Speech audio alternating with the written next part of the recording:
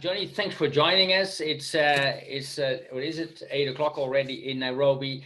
And Yeah. I think we have an idea what business you're in, but first share a bit about yourself, your background, where do you live, what was your education, etc. Thank you, Paulus. My name is Johnny Kibilige, and I am the CEO, I'm the founder and CEO of Kikafri Collections. I was born and raised in Nairobi, in a slum called Kawangware. I was raised by a single mom, and growing up, I would say life was a bit tough because I can hardly count the number of days that we had food or we'd just get kicked out of our place. It was hectic. And I knew that to get out of such a situation, I had to work better than the others. I had to work harder than everyone else.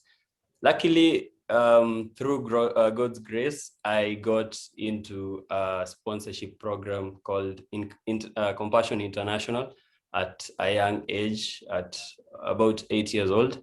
And they've educated me through primary school, my high school, and also when I joined campus, I was called to do a bachelor's in construction management.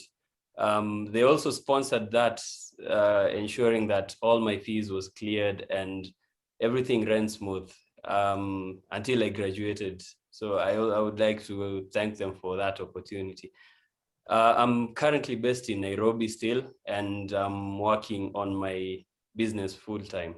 And I'll be turning 25 in the next month. Good. So tell us more about your business.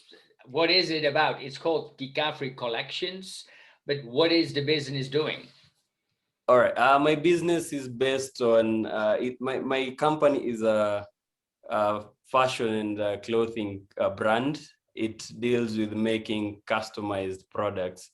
When I started off with making customized bags. As you can see a display here, what you're emphasizing is more about the customizing bit. Therefore, you can be able to customize the bag using African print material. You can decide the type of logo you'd want, whether it's a leather label or that's the one I have embroidered logo. Right. You can decide whether you would want an internal compartment with laptop or a zipper. What we emphasize is the customizing bit, which essentially is part of our slogan, which means you're designing a piece of Africa. Right. Yeah. Yeah. I really like that. And behind me, you see a backpack. I have a travel bag with me with an embroidered logo. I like the embroidered one here. Yes. I can't travel yet though, but I will be using this one. It's nicely padded. So Yes. really cool, Johnny. So how did you get started in this business? And how long have you been doing this? It's funny how I got to start it. I remember very well when I was in campus, I think at around 2017. There was a backpack I had, and I used to love it. But there came a time when it was no longer functional, and I had to get another backpack. So as I was going through the streets of Nairobi, I searched frantically for that specific backpack because it had all the right zippers and all the right pockets in the right places, but I couldn't get to find it. And I think that was my voila moment. I decided that, well, if I can't get something that I'm looking for, I might as well make my own.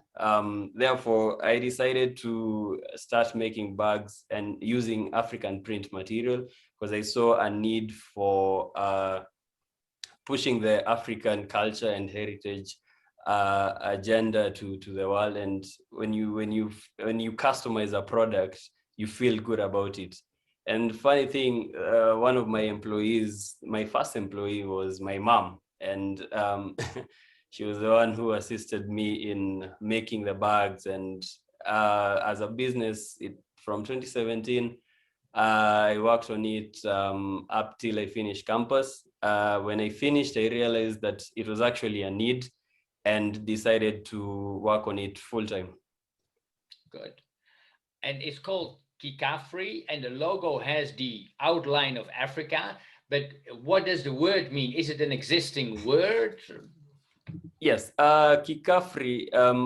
I came up with a word from a Swahili word called Kiafrika. Kiafrika means styling the African way. Then I decided to just tweak up the words a bit and make it to be Kikafri. But what we're emphasizing is that you can be able to design a piece of Africa, products made in Kenya, and feel good about it. Right, very good. So there's a lot of design, but there is the fabrication and there is the marketing of your products. So are you all doing this yourself, or do you have a bigger team who helps you? You mentioned your mom already, but who else is there? Yeah, I definitely cannot be able to do all this by myself. I have a team. I have a team of 4. I'm the lead designer. I do designing, and I also do marketing. But I also have a team of 4 other members. I have there are two men and 2 women. The two gentlemen are part of the bag designing. They're the ones who fabricate the bags and ensure quality with the bags. One of the ladies is the one that does the clothing and the fashion side. Like, as you can see, the bomber jacket. She's the one that made it. And my mom is also part of the team. Now she does slippers. We also have things like indoor sleepers that we have them here, indoor sleepers. She's not part of the bag because she developed an injury on the leg. Therefore she does light duties. Okay, good. Okay, now I think when we developed a business plan with you, the idea was to sell to tourists in hotels, in markets. But well, we heard Carol's account of the situation. Even now, again, a more severe lockdown in Kenya. So I don't think there are that many tourists. So what are you doing to market your products? Yes, I remember especially when we launched the company last year. It was just at the time when we had our first COVID case. Therefore, the plans for the year weren't as good as we hoped for, because no tourists were coming. All events were closed. Schools were closed, but that didn't deter us from making a sale. We partnered with one of the CBA entrepreneurs called John Slater under Big Brains. Yeah. He helped me set up a website where all the products that I have are marketed there, and well done. There's also a section where you can be able to customize on the website and go through the process and pay, and it will be delivered to your doorstep. So we got sales from the website. Actually, 50% of our sales were generated from the website. So it was a good way to accelerate that avenue. Good. Okay. Yeah. So you mentioned CBA very briefly in the beginning, but what has been your connection to CBA? How have they helped you or hindered you? I don't know. CBA has been, that friend you're like, okay, you always come through for me. And I would say there's a workshop I attended in 2019.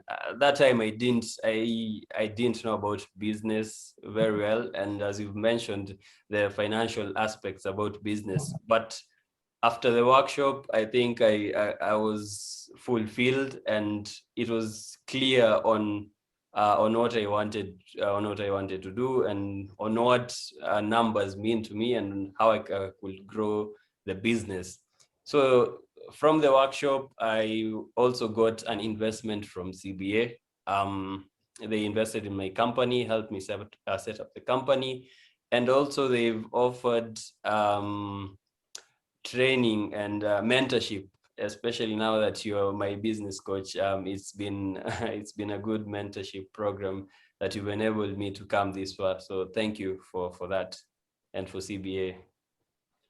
Well, it's a pleasure working with you, Johnny. I can tell the team that whenever through WhatsApp or email I connected with Johnny, I mean, it is within hours at the latest that you react. So it's a two-way street, of course. Yeah. Yes. So maybe last question. You started a business. It has not always been easy. I can testify to that. Do you have an advice to other young Kenyan men and women who aspire to start a business? What should they do? How to get started? What I will say to anyone, especially here in Kenya, is that entrepreneurship is also an option, because you go to school and study and come out and you find that it's hard to get a job. And if everyone is looking for a job, there are other people who should be creating jobs. I would give an example as to one person making a purchase from Kikafri Collections affects all other businesses. There's a person who sells these materials, the fabric materials. There's a person who sells these leather materials. There's a person who makes these logo and embroidery. There's a person who fabricates these bags and these bomber jackets. There's a person who transports those products from where they're manufactured to where the client is. So that is many industries that are touched by just a purchase of one product, meaning that there's a lot of job creation that has happened just from one purchase and one business. Now imagine having a couple of businesses running.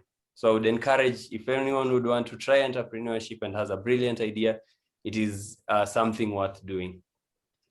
Wonderful. Well, thanks a lot for these accounts. As you basically described, you interconnect with other companies, what you call an ecosystem of companies. Yes. I really like your bomber jacket, and I can tell the team here that my very fashion conscious youngest daughter, Ellen, Jan Benedict and Eric know her quite well.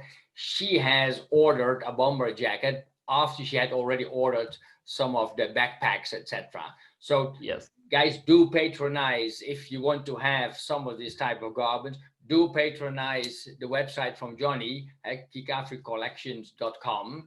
I think it's really worth it.